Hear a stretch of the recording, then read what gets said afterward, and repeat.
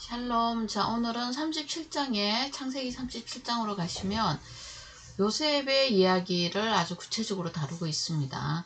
우리가 요셉을 족장으로 이야기하진 않습니다. 아브라함과 이삭과 야곱이 이제 족장 시대에서 신앙의 전달이 어떻게 되는지 우리가 보고 있거든요. 그래서 말씀하신 하나님, 아브라함 언약하셨잖아요. 그러면 성취하셔야 되잖아요. 이삭에게서 성취하시는 하나님을 볼 수가 있어요. 근데 그 땅과 자손은 아브라함 네 힘으로 이루어지는 게 아니라 한 존재가 죽어야 돼. 대신 너를 대신해서 죽어야 이루어지는 땅과 자손이라는 것을 보여주죠. 십자가 사건입니다. 그 다음에 그 이후에 하나님 주시는 땅과 자손은 야곱을 통해서 성취가 돼요. 12아들이라는 이제 거대한가? 큰 그 공동체를 만들기 시작하죠. 그게 지금 교회의 모형이죠. 12형제, 12지파, 12사도. 그죠? 그래서 지금 교회가 이제 형제 자매가 되는 근거가 그거예요. 언약의 공동체라는 거죠. 자, 그래서 야곱이 그때 이제 요셉 이야기를 이렇게 다루는 이유는 이 언약이 어떻게 성취될 건지를 구체적으로 보여주시는 거예요.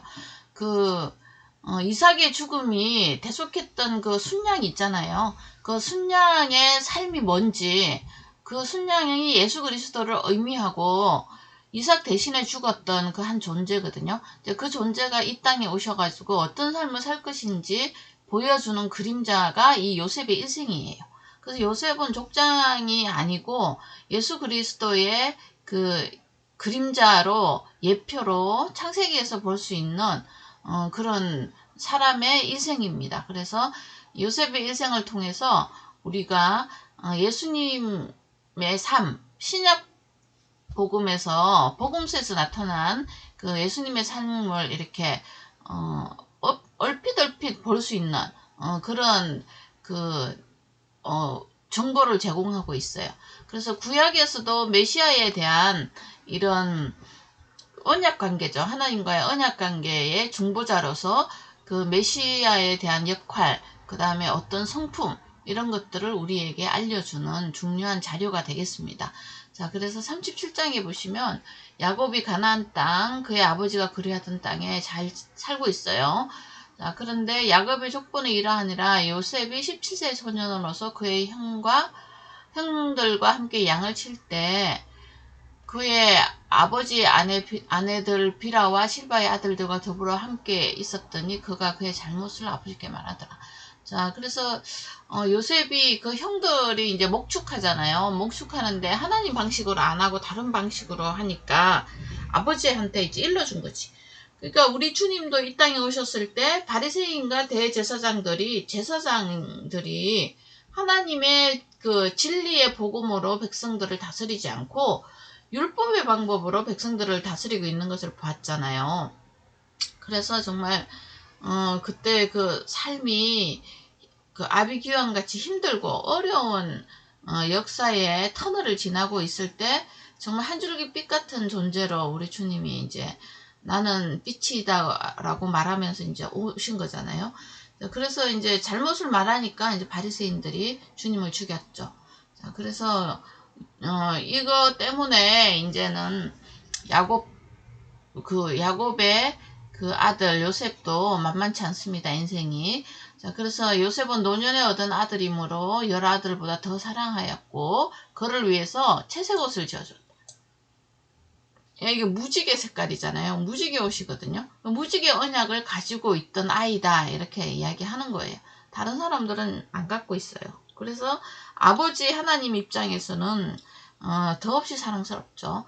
더 사랑함으로 이렇게 됐어요. 그러니까 그의 형들이 아버지가 형들보다 그를 더 사랑함을 보고 그를 미워하여 그에게 편안하게 말할 수 없더라. 질투 때문에 그런 거죠. 자, 그 요셉이 또 눈치도 없이 꿈을 꾸고 난 다음에 꿈을 말했는데 그것 때문에 또 더 밉상이 된 거죠. 그래서 밭에서 곡식 단 꿈, 다 절하는 거. 그 다음에 하늘의 별과 달이, 별과 해, 달이 이제 자기한테 절하는 거. 그런 거는 이제 어떤 통치자의 모습으로는 한 존재를 이제 나타나는 거죠. 천지 만물의 주인이 되시고 이 땅에 있는 어떤 사람들의 주인이 되는 그 요셉의 모습으로 볼 수 있는 거죠. 우리 주님의 모습입니다. 자, 그가 그의 꿈을 아버지의 형들한테 말했는데 아버지가 그를 꾸짖고 내가 꾼 꿈이 무엇이냐? 나와 내 어머니와 내 형들이 참으로 가서 땅에 엎드리려 내게 절하겠느냐? 그렇게 이제 하면서 말을 하면서 그 꾸짖었죠. 아버지가 이제 그럼 비밀에 속한 거잖아요. 말하지 말라고. 그렇게 하면 형들하고 관계가 더 안 좋아지니까. 그래서 아버지는 이제 그 말을 간직해뒀어요. 이게 하나님이 이 아이를 통해서 하시고 싶어 하는 일이구나. 이제 이런 이제 생각을 한 거죠. 왜냐면 하나님에 대한 언약을 갖고 있으니까요. 그의 형들이 세겜에 가서 이제 양을 치고 있는데 아버지가 이제 세겜으로 요셉을 보내는 거예요. 이제 어떻게 하고 있는지 좀 잘 보고 오라는 거죠. 자, 근데 이 세겜은 아버지는 가기 싫은 곳이죠. 엄청 디나 사건 때문에 세월이 좀 흘렀다 하더라도 그 주위에 부족들이 있잖아요. 그래서 두려움의 도시예요. 그래서 이제 아들을 또 이렇게 혼자 보내요. 참 철없는 아버지죠. 어떻게 보면 우리 인간적으로 보면 근데 하나님의 간섭이라고 보셔야 돼요. 이 세겜에 가는 길로 인해서 이제 이 두 아버지와 아들은 영원토록 헤어지게 되죠. 자, 그래서 애굽으로 가는 길을 마련하게 됩니다. 자, 그래서 이제 쭉 이런 요셉이 세겜으로 갔더니 형들이 없다 그래가지고 또 어디로 가냐면 도단으로 갔다. 이제 도단으로 이제 가서 이렇게 형들을 만났는데 이제 형들이 반가운 게 아니라 요셉을 멀리서 보고 죽이기를 꾀하여 서로 이르되 꿈꾸는 자가 오는도다. 예, 우리 꿈꾸는 거 비전이죠. 뭐 비전인데 우리 이 꿈은 천국 가는 꿈입니다. 그래서 우리가 천국 가는 꿈 이야기하면 세상 사람들 싫어해요. 왜냐하면 황당하니까요.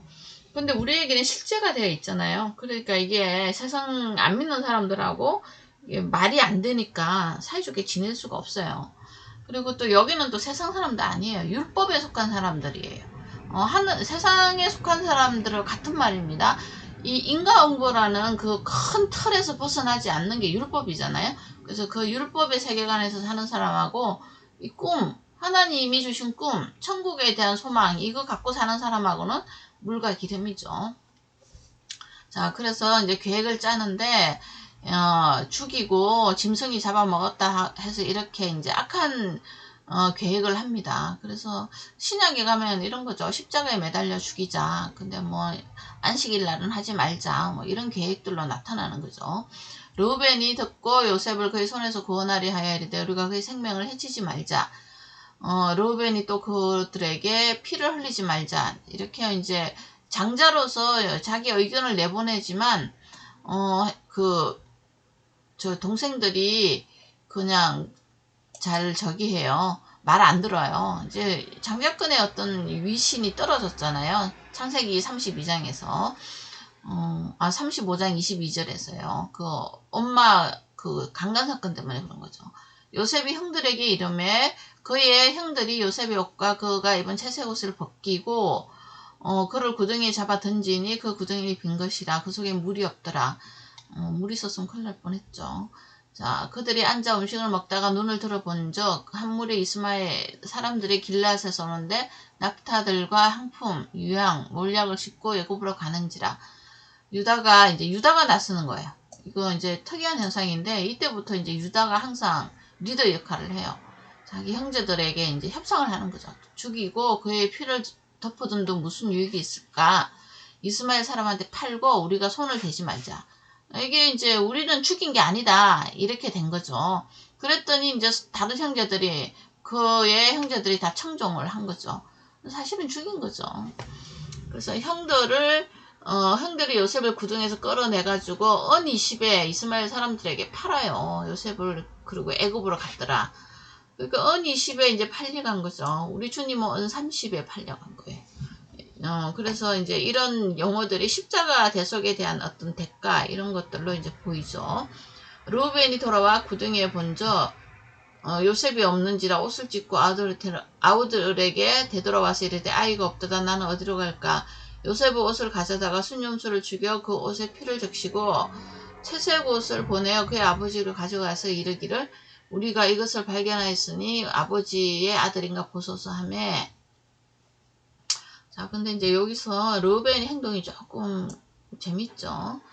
옷을 찢고 뭐 울고 뭐 이렇게 하면은 자기가 정말 생명을 걸고 요셉을 앞에서 서서 뭐죠, 이렇게 안 돼, 그렇게 하면 안 돼, 이렇게 이제 책임감을 지고 행동을 해야 되는데 뭐 잠시 어디 갔다 왔는지 이 11형제들 10명의 요셉 베냐민 없으니까 둘 빠지고 자기 빠지면 9명의 형제도 컨트롤 못하는 거죠.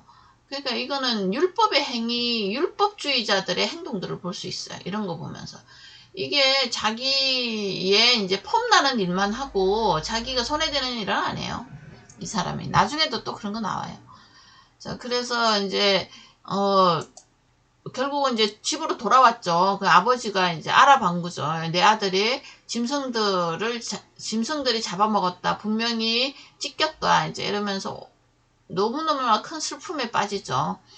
자기 아버지도 하나님을 알지는 못하는 거죠. 지금 눈앞에 일어난 현실에만 이제 집중하는 거고요.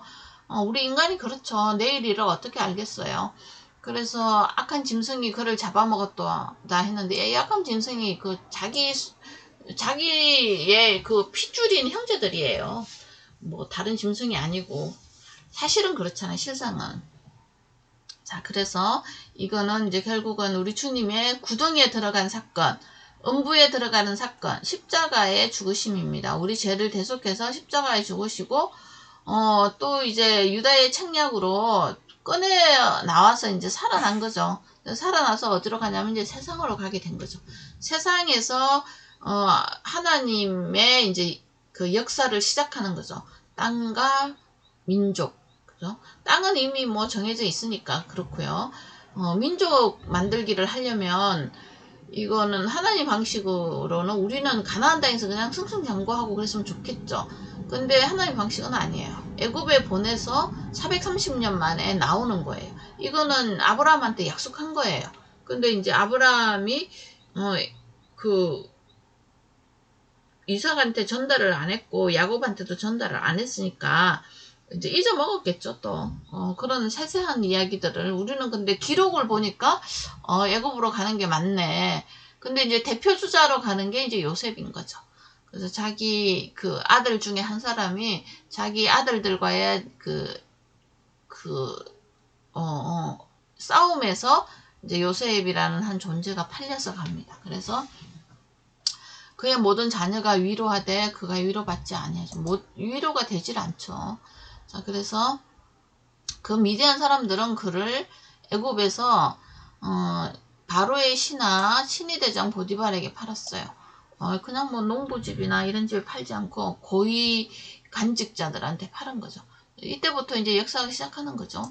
우리가 관점을 조금 바꾸면 노예로 팔려간 요셉은 실력을 장착하기 시작합니다. 무슨 실력? 예, 농경 문화, 농경 경제, 그 다음에 감옥도 가죠. 정치, 경제, 문화 뭐 이런 거 다 공부해요. 유학 가는 거예요, 지금. 그래서 노예의 모습으로 가지만 하나님께서는 그 세상 지식들을 채웁니다. 이 어린 아이한테. 그래서 나중에 하나님의 지도자로 사용하는 거예요. 이런 거 보시면은 우리 자녀들을 어떻게 키워야 될지 교육론도 나와요. 성경은 정말 무궁무진한 책입니다. 지혜가 충만한 책이에요. 그래서 이런 관점들을 바꿔주는 거예요. 이게 지금 노예로 팔려간 게 정말 유학을 가는 거구나. 하나님의 언약 성취를 위해서. 참 아름다운 해석이죠. 그렇지만 고난과 슬픔은 당해야 돼요. 고난과 슬픔이 없는 인생길이 어디 있겠어요. 자, 그래서 이제 아버지와 그 아버지 말에 순종해서 고난이 산처럼 온 우리 요셉의 일생을 다음 시간에 살펴보도록 하겠습니다. 감사합니다.